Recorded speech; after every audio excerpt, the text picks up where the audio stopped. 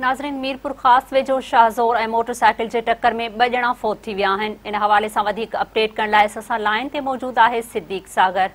जी सिद्दीक़, हादसे बाबति आगाह कजो। जी, मीरपुर पुराणी जी हद में शहज़ोर वैन जेका आहे उहा ऐं मोटरसाइकिल ते जेके 2 ॼणा सवार हुआ उन्हनि मां जेको आहे हुनजो वाक़ियो पेश आयो ऐं चयो वञे जंहिंमें उन वक़्त में जेको आहे केवलराम ऐं भील जेको आहे ऐं राति ॾींहं जा भील सलाइजनि ऐं अस्पताल में जेके आहिनि ऐं उन खां अलावा ॿियो जेको आहे रमेश कुमार, इहे पिणु हुते फ़ौत थी विया आहिनि, जिन खे सिविल अस्पताल आंदो वियो।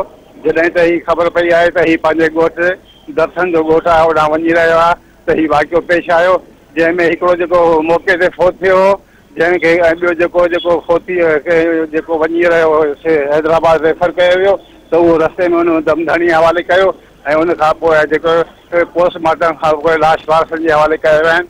जॾहिं त पुलिस जेको आहे डाक्टरनि खे शहज़ोर डाक्टर जेका आहे वैन उनखे पंहिंजे कब्ज़े में कयो आहे, जॾहिं त ड्राइवर वाक़ई फरार थी वियो आहे।